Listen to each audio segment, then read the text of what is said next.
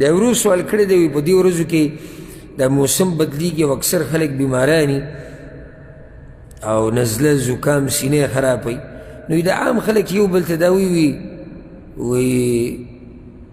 د موسم د لاسه مې سینه خرابه شو او د موسم د لاسه بیمار شوم او د موسم د لاسه مې نزله او زکام دی نو دې خبرې لږ شک کې اچولم ځکه چې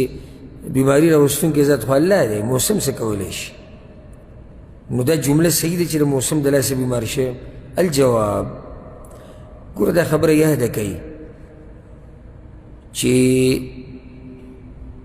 اسباب دا اثر کوي په مسبب کې د دې لازم اثري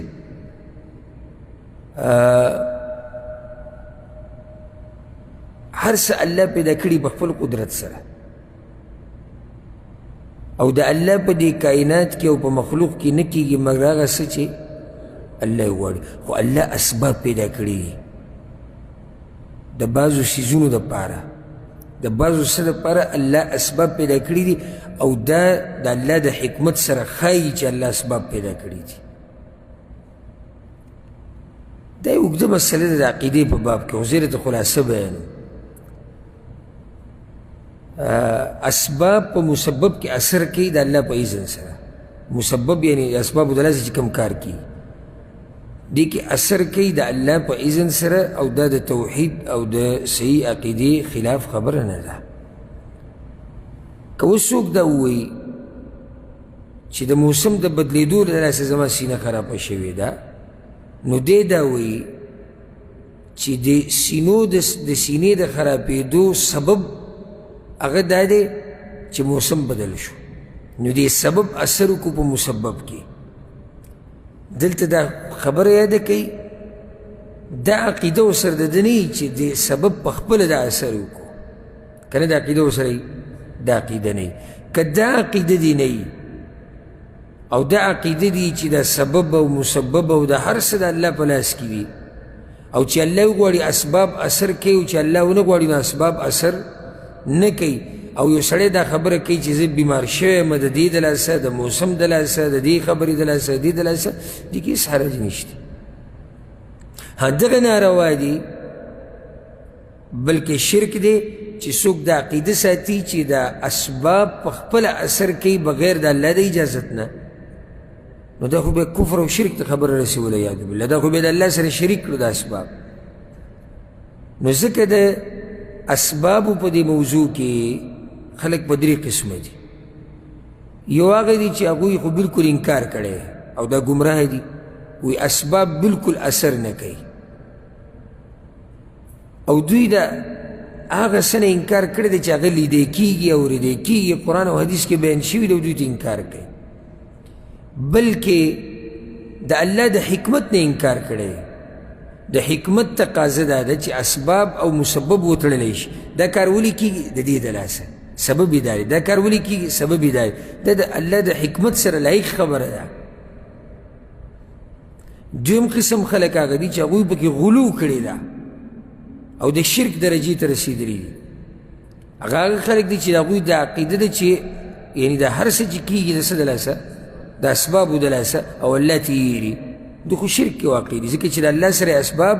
شریک کړي دي والعیاذ بالله بلکې ډېر پیری دسم کېږي چې اسباب موجودي او په مسبب کې اثر نه کوي ډېر پیری دسم کېږي چې اسباب موجودي او اثر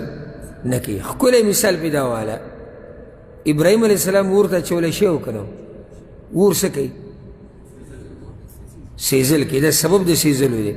خو دلته ابراهیم علیه السلام سیزلی نه دی سیزلی دلیل دی په دې باندې چې اسباب د ځان نه هېڅ نشي کولی ښه دا موسم چې بدل شو ټول خلک بیماران دي څوک بیمار دي څوک نه دي نو په ټولو اثر وشو نه د بعضو باره کې مونږ ویلو چې اسبابو اثر وکړو د الله په اذن سره او دا سړی بیمار شو د بعضو باندې نه دی کړی نو دا هم په ګمراه دي دا خلک چې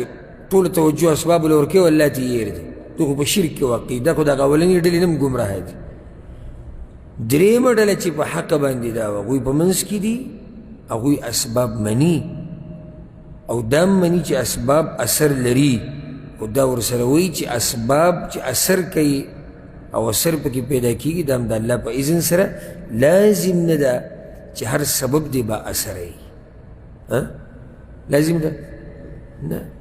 ته چې رزق ګټې اسباب لټې که نه لټې لازم ده چې د اسبابو سره ته رزق ملاوي لازم خو ده بلکې ډېر خلک داسې دي چې ښه اسباب لټوي رزق یې بیا هم تنګ دی او ډېر خلک داسې دي کورونو کې پراته دي په یو ټلیفون باندې او د کمپیوټر په یو بټن باندې هغوی په کروڑاو په لکونو روپۍ ګټي نو اسباب شتي او اسباب په مسبب کې اثر هم کوي خو په اذن د الله نو دا جمله صحیح ده که نه چې موسم د لاسه بیمار یم مطلق جواب دا دی چې صحیح ده چې که چېرته دا عقیدې چې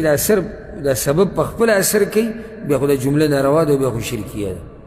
او که چېرته دا عقیدې چې د اسباب هم الله پیدا کړي دي په دې کې اثر هم الله اچوي د هر څه د الله په لاس کې دي نو بیا هېڅ خبره نه بیا خو دې ته صرف خبر درکوي د بیمارۍ یو سببي او دا د الله ما تاسو کې چې دا د الله د شان سره ښایي حکمت دا دی اوس بیماري په سړي راځي خو د بیمارۍ څه دی سبب دی دا سبب هم الله پیدا کړی په دې سبب کې اثر هم الله اچولی